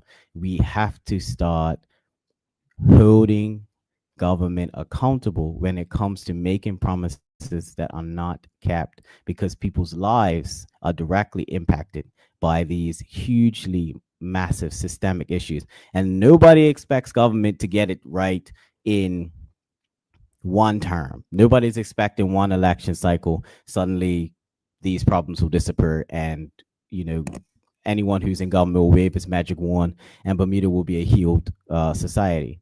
However, it doesn't wash when we constantly hear these new promises after almost 8 years in government. It just does not wash. It is, to me, an indictment when you have a government that is willing to give itself many pats on the back, as we've heard, many press conferences, many radio appearances, many op-eds about the great things it's done, to a society who has watched them govern for over 20 years and has seen these issues get worse and worse. And whether or not they are content with doing the same song and dance of promises and pretending that they only started governing at 2017 and that they inherited this massive mess from 4 years of the OBA, when in actuality, the OBA governed in between almost a decade of PLP governance. And then we now have come to the end of almost another decade of PLP governance. And we're talking about the same issues that we were talking about then. So in my opinion, I think it might be more refreshing for this government to start taking some accountability and showing the people that they genuinely hear what's being said. Because we can all sit here and paint a political narrative based off of what we hear on the doorstep. But I can tell you, the stats show that 75% of Bermudians, or at least in that bracket, I don't have the exact number, are looking to relocate. We constantly see independent statistics come out of how our people feel. And we come into the chamber and it becomes a he said, she said situation where apparently all of us are knocking on different sets of doors, and we heard completely different ideas or beliefs of where Bermuda is right now. And yeah, well, yeah, there you go. I'll speak to you, Madam President, because it's always hilarious when the minister officer talks about raising the level of debate and constantly declines it every session. But we will continue to hold the government to account, much contrary to some opposite who want us to come here and tell them how great they are every session. Unfortunately, it's not going to happen, Madam President. It's just not going to happen. So when the people reflect what the government is saying, then maybe we'll come in here and sing a different tune. But just moving on, there was a lot of jumping up and down about Fairmount Southampton. And this is just another classic example of government conflating two issues to suit a political narrative.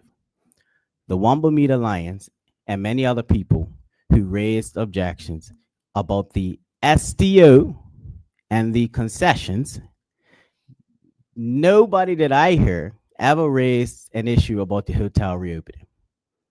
Not once. Now, to conflate the two arguments is disingenuous and pretty petty politics, to be completely honest. And instead of taking a victory lap for something that all of Bermuda, or I should say most of Bermuda, is very excited about, the PLP decides to make it partisan, as always. Because the big issue here is, it is, as they say, the largest investment in history. But on the flip side of that, it is also the largest concessions in history. The largest concessions made for any project in our history when it comes to tourism. We didn't even give St. Regis that level of concessions for a brand new build. A brand new build. And we've given over 15 years of concessions for a renovation to a company that government had to step in and pay redundancy for its workers, where a minister resigned because they didn't feel that that deal was suitable. And all of a sudden, what do we hear? Rewriting of history yet again, where this deal was crystal clear from the very beginning and only the Progressive Labor Party could see and nobody else could see how great this deal was. And now that it's open, everybody else should come and eat crow because we did it, guys. But that's your job. You allowed that hotel to close during COVID. So let's tell the whole story. Because I'm going to be quite honest with you, Madam President. Many of us are tired of the high fives. We are. And I'm talking about the community. I hear it every day. And whether or not they want to acknowledge it or not, folks are tired of the high fives because it never starts at the beginning of the tale, only when it's a PLP victory. And you know, they say to the victor goes the spoils, right? To the victor goes the history, and they can rewrite it as such. But there are still many of us around who have paid attention from beginning to end of this saga. And we do agree and support the hotel reopening. And yes, people will get on board because everybody wanted that Fairmont Southampton to be open. But let's stop with the rewriting of history, and let's just ask this government to get on with governing, because I've heard several members parrot that same disingenuous argument, and I want to let them know it's not washing. It's not.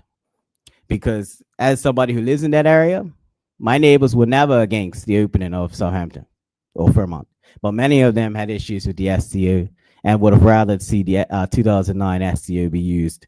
But that's history, and government will wear that, the good and the bad. So just moving on really quickly to just highlight the fact that Bermuda does indeed have a choice. We have a choice between a government that governs to each election cycle, or we have the choice of a party, the One Bermuda Alliance, who in our reply showed many looks forward to the future, and it ironically is named Securing Bermuda's Future. And that is because our opposition leader did outline the fact that the opposition, the OBA, would cut payroll tax for workers who are under 30, for employers that hire workers under 30, because we understand that you need to build the base of young workers in order to fund any of these government initiatives. Because if you're not tackling that and you don't have taxpayers to pay into these things, government is going to have to repeal them. We also had a focus on small business and the removal of red tape, because we understand that the local economy is struggling in Bermuda. The local business person is struggling because there is a lack of consumers. There is a lack of support for small business. And ironically, from a Labor government, there is much more support for international business and large corporations. In fact, they are willing, as they alluded to potentially remove or alter customs duty, because it is very apparent that they believe that the corporate income tax will save Bermuda from all its financial woes, and they are prepared to place Bermuda further at the mercy of a select few large companies over $750 million, which is the threshold. And that is a small amount of companies that will, it seems the way the government is going, will build the majority of the tax income for our island. And that is extremely concerning from a Labor government who continuously tells us how they are proud of that credential. So the failure to focus on local business is something that our opposition leader delivered in the reply, and outlined that the One Bermuda Alliance is keen to work of international business, but understands that it is the local business as well that will provide innovation and other pillars for our community. Attracting more conference and business tourism is something that the One Bermuda Alliance also spoke on. Developing conference centers and multi-purpose entertainment venues, because we understand that Bermuda requires more recreational activities. Bermuda requires more centers to host conferences and to really support the finance and business sector and that tourism market. And that is just showing longevity and future planning of not just dealing with the present, but also trying to address things that will lead to future growth for the island. And that is why the One Bermuda Alliance is so focused on not only taking us back to basics to make sure things work now and continue to work the way that they should, because that is a key issue that we see here in Bermuda, that things are difficult. Certain things that we want to be simple to stimulate the economy are difficult. Opening up a business account can be difficult. So this is what we mean by back to basics and being a party that is looking to secure Bermuda's future. And it was also mentioned of an infrastructure fund, a real one, that would be set aside to maintain and properly plan the consistent maintenance of our roads and infrastructure, not just quick pavements and quick fix up jobs for pre-election campaigning. Because I have streets that are still not paved. The railway is still not paved around my neighborhood, and this is somewhere that's going to be right around Fairmount, Southampton. So again, if government is very serious about revitalizing tourism, these are some of the things that they can show to people to maintain these areas that tourists will be going through and residents enjoy as well. So just really quickly to segue to transport, we saw a reduction for taxi drivers, which I think many taxi drivers will welcome. But again, there is a huge rift between that industry and government. And if we're going to see a tourism renaissance, as has been touted, fixing and maintaining our transport system should be of paramount importance. And there's no mention of repairing the relationship with taxi drivers. Just cut them a check, basically, is how it looks. This is what I mean about accountability when it comes to creating a transport system that works and can support not just residents, but also a potential tourism increase. Nothing to be said about that. So just to close, Madam President, because I feel as though my opposition leader in the Senate covered so much of what we have stood for and what we feel about the third speech. I just want to caution that this particular exercise that we do, how we communicate, how we address the people of Bermuda, how we present ourselves is very important. And I would caution any government to build on a foundation of sand. We must get our taxpaying base, our working population sustainable. Or all of this that is being talked about, all of these promises that are being made, we will reap the benefits of pushing this down the road. So, Madam President, I appreciate the opportunity to share my thoughts. I appreciate my opportunity to speak and represent the One Bermuda Alliance and the people who are listening in. And I hope to see some of these initiatives manifest in the future. Thank you, Madam President. Thank you, Senator Dwayne Robinson. And with that, senators, it is now 12:25. I think we will break for lunch, and we'll be back at 2 o'clock. Senate stands adjourned for lunch.